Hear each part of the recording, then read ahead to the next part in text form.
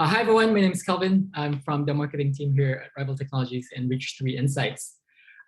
If this is the first time you're joining us, this is Outliers. This is a weekly event series that we put together where we bring in experts from marketing, market research, customer experience, and employee engagement to learn new tactics that we can all use to get deeper insights and drive better business outcomes. Our topic today is actually something that is a bit different from what we've been talking about this past few weeks, but it's something that's really top of mind for many CEOs and people and HR leaders. We're talking about workplace culture today. I came across this super interesting stat recently. In 2020, apparently 82% of CEOs said they've made culture a company-wide priority in the past 3 years. 82%, that's a huge number. And this year, with the war for talent and with the so-called Great Resignation, I think definitely I suspect that stat will only go up in the next few years. But here's the thing: you can't really improve something if you don't know how to measure it, right?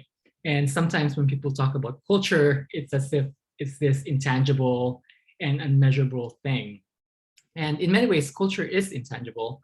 But as we'll learn today, it also has factors that are visible and that you can actually measure. So today we have an expert who's going to show us how to do that. Before we go on, I'd like to remind everyone to use the chat feature here on Zoom. We'd love to hear your thoughts, your feedback as we're talking. And a bit later, we'll invite some of you as well to share your questions directly to our speaker. All right, our speaker today is Kemp Edmonds. I stole this from his LinkedIn, so I'm just gonna read it. Kemp is a people-centric leader with a passion for building Canadian technology companies into global players. His pragmatic, data-driven, customer-centric approach to growth comes with a track record of success and responsibility in revenue, team management, and marketing. He is currently the managing director at the Canadian Workplace Culture Index. Hey, Kemp. Hey, Kelvin, thanks so much for having me. It's great to be here today. And I first want to say that I always believe that I'm a lifelong learner and that the expertise in the room is definitely on the other side. So excited to share what we've been learning and what we've been doing.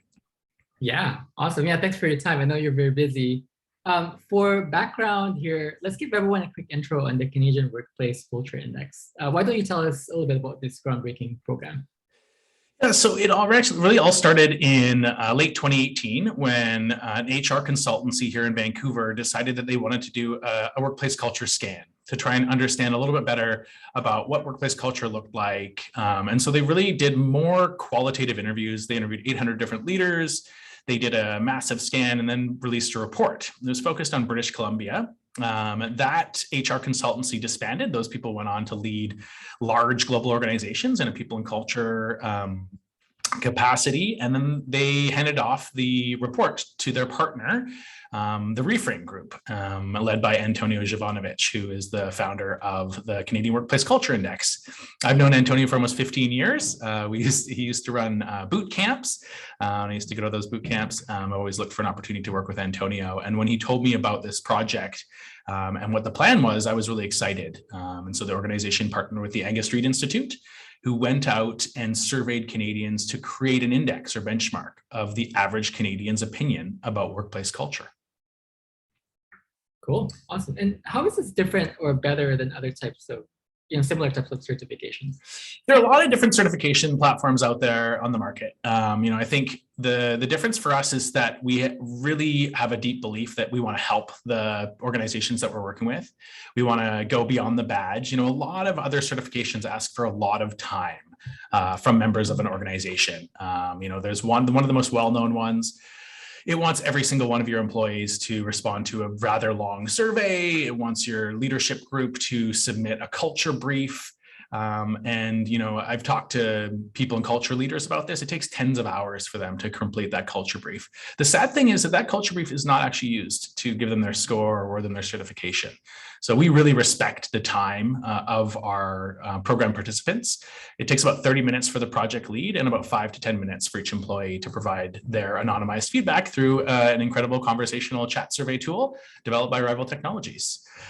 Our solution, in truth, is much more than a badge. And for us, in other cases, other solutions there aren't much more than a badge, and the methods for achieving certifications vary.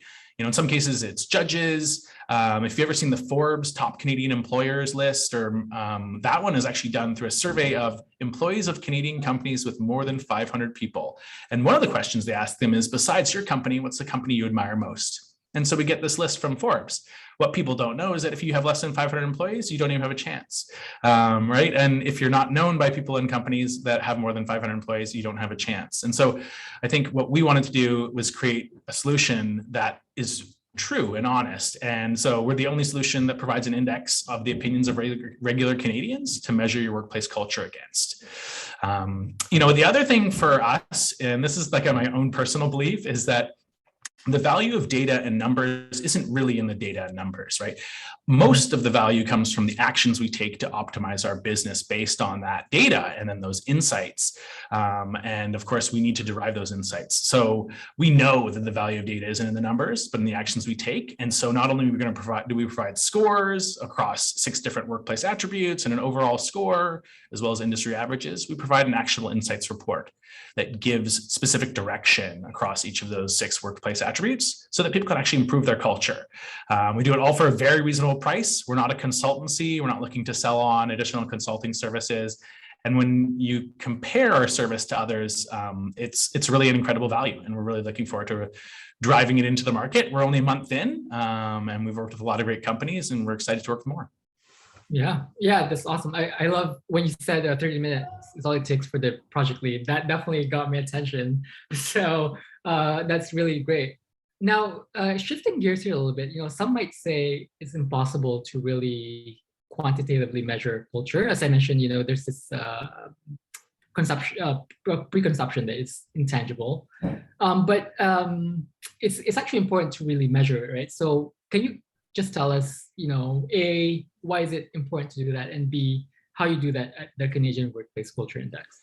Yeah, I think like anything, if you can't measure it, you can't know if you're improving or not improving. You won't know how you're doing compared to the competitors or in the marketplace. And I think those are really, really important things. I think the hard thing here for people is that culture is always changing and evolving. And for many business leaders, it's really hard to think outside of the spreadsheet box, especially when we think of the CFO and that type of role. Even the CEO, right? It's about revenue. It's about profitability in the business. Culture isn't like revenue. And if we measured it the same way, we'd spend all our time asking all our team members to answer questions and rank things about organizational culture, and we wouldn't really be improving our business. When we think about culture, we want to realize and accept that it is nebulous and hard to understand and measure and always changing. When one person leaves an organization or joins an organization, the culture is altered, sometimes a little bit, sometimes a lot. I think it's clear based on the research that we've done, that others have done, that companies with strong culture are much more successful and profitable in the long run. Lately, I've been reading Atomic Habits. If you haven't read it, it's a really incredible book. It's really about how the process or the journey is what we should focus on rather than the goal. Because if we focus on the goal, once we get there, there's a sort of a letdown of sorts. But if we're focused on the process and how we, do great work or create great marketing collateral or, play great ice hockey as a professional team, that focus on process will allow us to be successful and to achieve the objective. When our processes are rock solid, and if we're always seeking to improve them by that 1% at a time, that's kind of one of the parts of Atomic Habits, is this 1% improvement and the aggregate of that. Culture is very much the same in that it's all about the small things we do every day. The habits and the actions of our people and our leaders are what really make up culture. We can measure culture. Is it like measuring revenue? No. And I think that's where we need to start. It's an ever-evolving, changing part of an organization, and we first need to accept that it's nebulous and hard to measure. And then if we can accept that, we can do a lot to assess and improve it, I think. Yeah, and I think you touched on this a little bit already, but you did mention like sometimes leaders are so focused on the spreadsheet, the numbers, the revenue numbers. How do you make a case for a program like this with, I guess, two people like HR and maybe leaders who are outside of HR? It's really interesting. What we've started to learn about is we're learning about all the different dynamics that exist between people and culture groups and leaders and organizational leaders. And so a lot of what we're doing is talking to people and culture leaders about how leadership sees people and culture and workplace culture. Is this a priority? How much of a priority is it? It's interesting when talking to a CEO versus a head of HR or head of people, how different the conversation is and how differently things matter. The vibe I get is people in culture and HR teams they're strapped. They have a lot of work to do, and the prioritization is recruitment and retention, and that this sort of strategic review of culture needs to become part of the regular process. And so, I think the way that we sell this to C-level executives is, here's the data, here are the insights, here's the action you can take. Here's a great way to improve your employer brand and your employee value proposition. Share with the world and show the world that you are a workplace culture leader. I think for human resources folks, it's really about timing. Everything's about timing there in that world. And it's really interesting how much timing matters, because, one of the things that comes up is survey fatigue. People say, people have survey fatigue. And it's interesting because when I talk to strategic leaders about survey fatigue, they actually say there is no such thing as survey fatigue. There's only lack of action fatigue. Right. So what happens is, you have an employee pulse survey or quarterly survey, and your employees are constantly asked to do it, and it takes 5 minutes or 25 minutes out of their day. And then they don't know what's going to happen. There is no, often there is no town hall or quarterly meeting where everyone says, where the people and culture folks come and say, hey, this is what we learned in the report, and these are some of the things that we're going to be focusing on for the next 6 months. And I think that's really, really important to getting employees on board and helping them to see that their efforts to respond to those questions and share feedback are valuable to the organization.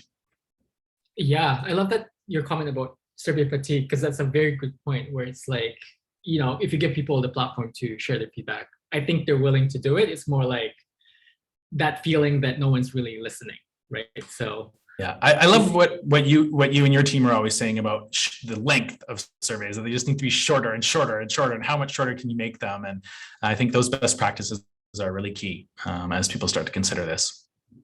Yeah, cool. Now, you mentioned time already as well. Some people may think it takes a lot of time to pursue a certification like this. What do you say to those people?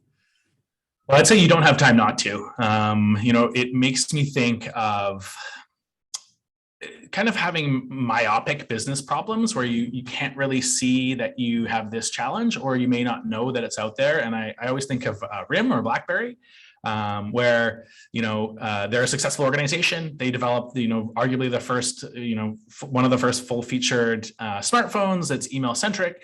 And people start to bring out full touch screens, and they start to bring out cameras, and RIM says, we know best. We know best. We know what to do here. And they may not have realized that, a rising tide lifted all boats. And, the thinking that you have that these, a touch screen and a camera, these things aren't important, you're going to get left behind. And so when you don't know, when you think you know best, that's where your business is the most at risk. And I think the bottom line is you don't have time not to. I think our biggest challenge is because every other player in this market who's come before us takes a lot of time and drains the organization and doesn't necessarily have a return on time, that we're constantly re-educating our prospects and our partners and our customers about how we've developed something that takes as little time as possible. Yeah, awesome. Yeah, definitely everyone's strapped for time. So the more you can do to provide value while doing it in like a speedy fashion, I think that's super helpful. So the Canadian Workplace Culture Index benchmarks people's attitudes against, as you mentioned earlier, 6 core areas of workplaces. So first of all, tell us how you came up with those 6 areas. So we work with a board of advisors that are human resource leaders. We also worked with our partners at the Angus Reid Institute and Rival as well, and work to develop these 6 core areas. And I think they reflect the key areas that matter mostly to employees more necessarily than employers. I know in the next question you're going to talk about what they are, but I'll just lay them out for everybody. The first one is workplace satisfaction, company care, diversity and inclusion, information and recognition, employee connection, and loyalty. And so we have in our conversational chat survey a number of different questions, and we weight them into these different attributes. For example, loyalty is actually the most stark because it has the fewest questions. We asked 2 specific questions. One is, do you see yourself at this organization in 5 years? And the other one is, if you had the opportunity to do the same job at another company for a 10% raise, would you do it? And the scary one there was that 60% of Canadians said that they would. The average Canadian is not necessarily the average employee or the average organization. So I think that's an important thing to note. But it was interesting for us to see that. Diversity and inclusion is our largest bucket. So it actually has 8 different questions that are most weighted. So some questions are weighted across different areas. The way that these were come up with was just to look at how organizations are looking at their employee feelings and beliefs. And we used a number of best practices and really historic tools that we saw other organizations using in areas of focus for different groups. Yeah. Would you mind just, I know those 6 core areas, like the names are in many ways like self-explanatory, but if you wouldn't mind just going through each one and maybe defining them a little bit for everyone here. Yeah, happy to do so. So the workplace satisfaction is defined by how satisfied employees are with their job, their organization, and their workplace. Employees who are satisfied tend to work hard, stay longer, and will often accept less remuneration than those who are not satisfied. Company care represents whether an organization has known values, traditions, and programs that contribute to a strong culture. Employees feel that the organization is committed to their career growth or genuinely cares about them and their life both inside and outside of work. So we ask specific questions about that. Diversity and inclusion, we work with the Canadian Centre for Diversity and Inclusion, and they actually help us with all our definitions and questions. Diversity and inclusion is about capturing the uniqueness of the individual, creating an environment that values and respects individuals for their talents, skills, and abilities to the benefit of the collective.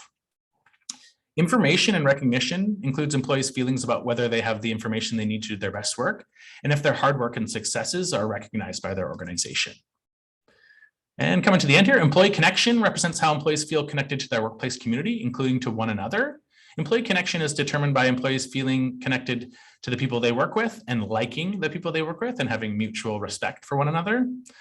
And of course, loyalty, as sort of described by the questions itself, is defined by employees' willingness to stay with an organization rather than leave for better compensation.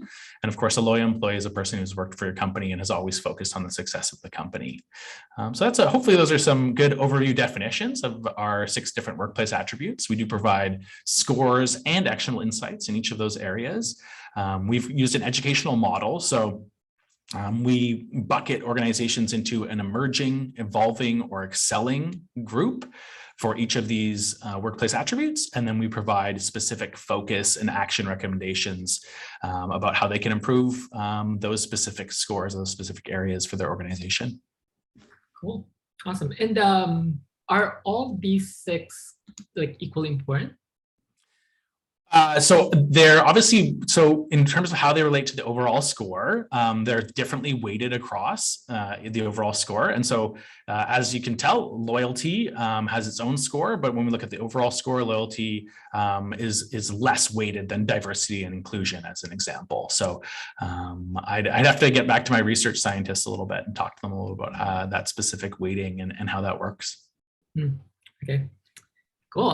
Okay, just shifting gears here a little bit, and then we'll open it up for Q&A pretty soon. Recently on your LinkedIn, you launched a series called The Culture Interview, and you've been talking to marketing leaders, entrepreneurs, and CEOs about culture. Just curious, have you seen any trends or interesting takeaways from all of these conversations so far? Yeah, I think, well, that's where the survey fatigue, lack of action fatigue concept came from. I think the one thing that I find really interesting is that a comfortable people and culture leader is willing to talk about anything. I asked some really tough questions about the apolitical business movement, which is this past spring and summer. Coinbase and Basecamp both made public declarations that they don't want politics to be part of their workplace, and they try to sort of make themselves apolitical. And it's really interesting to hear that a good people and culture leader can talk about any topic, and they act in a way that just has a different level of accountability and responsibility and thoughtfulness. I think the biggest thing for me was that the people that are most effective at building culture do it naturally all the time. And I think that's a really interesting thing. Although, in my own experience, some of the most effective culture leaders are people that you might not expect. They might be a leading technical mind, and they do a great job of developing culture for their own group of people. And I think that's another important thing that I've learned is, every group of individuals is unique and different. They're unique and different as individuals and then as a group. So your customer support team and your developer team and your sales team, they're going to have their own unique individual cultures.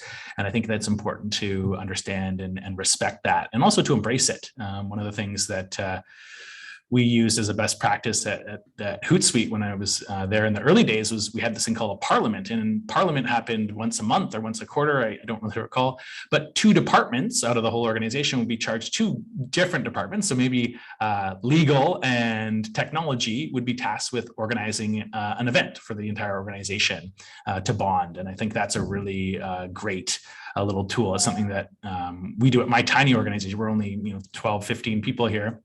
At the Canadian Workplace Culture Index, we're only 3, but with our parent company, we're almost 15.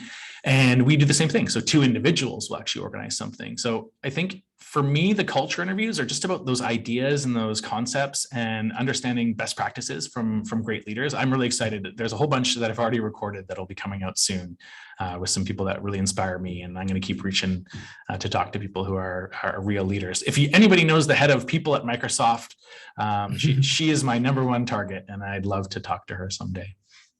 Okay, cool. Well, we'll see if anyone knows her. It's funny though when you mentioned the Hootsuite and your parliaments. I thought that was very Canadian.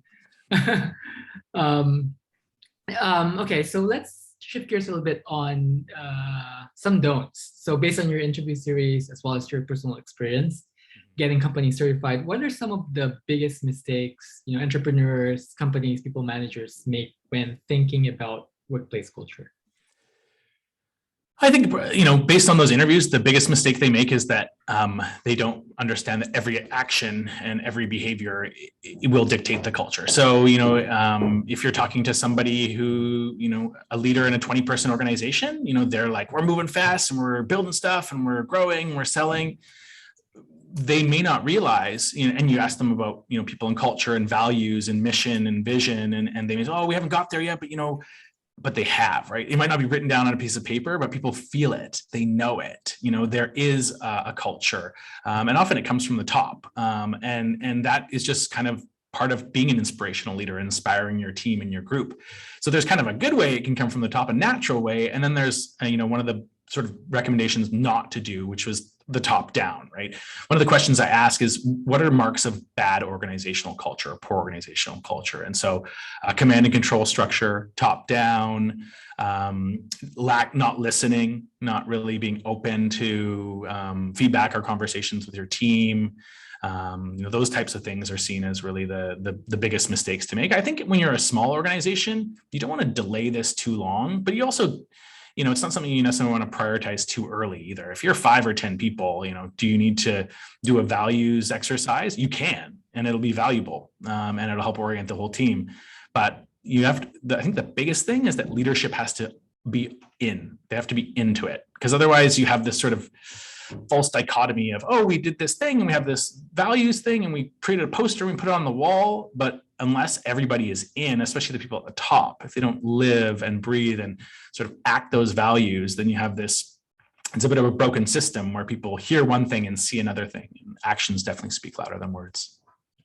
Yeah, cool. Okay, love that. We're gonna transition here to Q&A. I'd like to bring in Fiora. She has a question.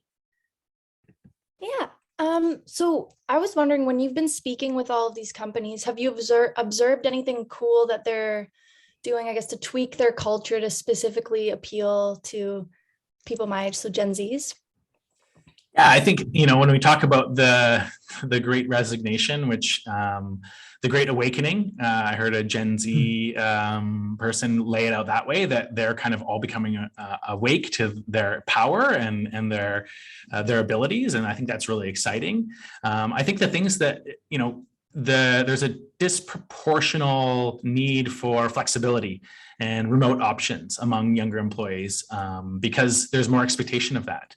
Especially, if you are in your early to mid 20s right now in your professional career, maybe half of it has been COVID. And so, that's what It's also part of a different lifestyle. And I think that's probably the biggest thing. As much as as we read all the, the HR reporters and the LinkedIn posts, sounds like everyone's going remote and everyone's hybrid and everyone's flexible.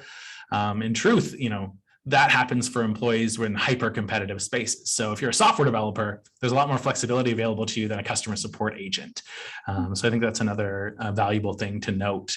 But I think flexibility is the number one thing, whether that's flexibility in a health spending account versus a benefits plan, or flexibility in terms of you can work one day from home or however many days from a non-official space. I think the challenge for leaders and organizations is it's really easy when you can quantify somebody's contributions. So if you're a salesperson and you're directly related to revenue and you're hitting your targets, no one's going to wonder why, where you are day after day. But if you're somebody in a less sort of spreadsheet oriented, measurable role, it's going to be harder for your organization. And so if I was giving advice to someone in that position, it would be to come up with your own, to provide those to your leaders and to your managers and say, hey, this is how, this is how I think we can measure this and that everyone can feel good about it. So I think being more suggestive is really valuable, and whatever it is that you're looking for, to take it that way. Oh, thank you. Cool. I just have a follow-up question. You mentioned remote work. Can you share some thoughts on, how companies can build a stronger workplace culture now that a lot of people are working remotely, or maybe, they're doing the hybrid thing where they're coming into the office just a few days a week? Yeah, some of the best things I've seen are collective meals. So you actually have a collective meal time. You deliver, you send your team the Uber Eats gift card or the Skip the Dishes gift card. And it's like, cool, we're all going to get on Zoom and we're going to have a lunch together. The other one is to actually have sort of lunch dates where people, or random coffees is another sort of concept there, where different people in the organization are meeting each other more randomly just to connect. I know at our organization, one of the things that we do for new people is they have to take everyone else out for a coffee, but you can have that be a virtual coffee as well. I think by creating the opportunities, some organizations are doing we'll do group yoga. We have a yoga thing and everybody gets on the Zoom at 8:00 in the morning, or, people are doing those types of things together as a group. And I think you got to make it fun too. I think that's the other challenge is, if you keep having sort of the same thing over and over again, it's going to be pretty tough. And then again, I think putting it to the team to say, hey, we'd like for you to organize next week. It's your guys' turn. Why don't you organize something that, that is going to make you happy and be fun and isn't, directly related to work. And we'll do that, on the regular time at the regular place. It's tough. It's harder, but it's not impossible. And it's not as hard as people think. My other favorite is the doing talks. Having people talk for 5 minutes about something you're super passionate about, your 5 slides. And if you're about hiking the Himalayas, awesome. If you're about building Legos that have mechanics in them with your kids, awesome. And just talking about something you're passionate about. I think those are things I think are really awesome. It can be done very easily through a virtual meeting. Yeah, love that. I'm just curious, do you have any plans on bringing this same idea, this certification in the US? I'm just wondering because I know a lot of people here are from the US. Yeah, so that is the plan. So we developed it in Canada first, just because that's where we are. And we do provide the opportunity for any global organization with 10 or more Canadian employees to participate. The plan is to prove out the model in Canada, particularly our go-to-market model. So what does it look like, and what are the sort of, how long does it take to engage and close a customer and get them on board? The other thing is we have a critical mass challenge, right? It's one of those things where when more people see people on the bus, they want to get on that bus. And then, as I've always said this ever since the Hootsuite days, the early social media days, is when you have something new, a third of people are going to see it and be like, that is awesome. I'm on the bus. They get on the bus. They're having a great time on the bus. And then another third of the people see all the people having a great time on the bus and go, oh, I got to get on the bus. And then the other third of the people stay at the bus stop because that's just how things go, right? Not everybody's going to adopt. And so for us, that's an important thing as well. So what we're looking to do is in the next 12 months is to then move into the United States and to develop an index. It's interesting. There's this challenge in our minds. And as we talk to people in business and in the marketplace, one person said, I don't care that it's Canadian. It could be anyone. And I'm a global company. And so there's a lot of organizations that are totally global. The problem is, when you have 17 employees in the Ukraine and 6 in Brazil and 5 in Vancouver, your organization is very diverse and very different. And each of those offices is very different. And so we're thinking between that. But for us, it's really to look at the United States. The other thing that people say is Texas is different than California, is different than Florida, is different than New York State. And as someone who's, been building businesses in Canada that do business in the US, there's as many people in Canada as there is in California. So we're thinking very considerately about how we develop the index as we go into the United States. But that is the plan, to go through the English speaking world over the next few years, and then hopefully to go beyond that in sort of the 5+ year plan. Cool. That sounds like an exciting time. So yeah, it's all about, talk is cheap. It's all about the hard work when the rubber hits the road. And so that's what we're doing every day. Yeah. But I mean, in terms of timing, like your timing couldn't be more perfect, right? Like I think this is a huge deal right now for a lot of business leaders who are actually thinking about the future. So this is great. It is. There's lots of different ways to address it, right? Some people would engage a consultant, and consultants can be 5-6 figures. With 5 figures just to have them work with you to develop a survey and then give the survey to your team and then get the survey results. And then it's like, oh, and here's the invoice for the consulting services so we can implement the things that we've talked about. And I think what we're trying to show people is that you don't need to go through all of that and spend all that time and money to get data and insights about your workplace culture. There's much more efficient and effective ways to do it. It's all about how you can activate on the other end, right? So if you as an organization have a strategic plan to activate on the 26 different recommendations that are going to come out of that survey engagement with the consultant, that might be good. What I've heard from most people is that a lot of the time, not a lot of action happens afterwards from those types of engagements. And so we're trying to provide quick and easy action for organizations to take. Yeah.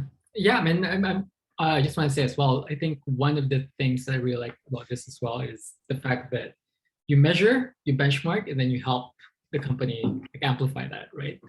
So those 3 pillars, I think, are super critical to not just to retaining people, but also like getting new talent in. Yeah, definitely. That is the biggest thing, right? We've collected all the stats. They're out there. Organizations with great culture have, are produce 5 times more revenue. Organizations with a bad culture have, people are 84% less likely to apply for jobs. Those with great cultures, people are 90% more likely. The data's out there. It's been out there for a long time.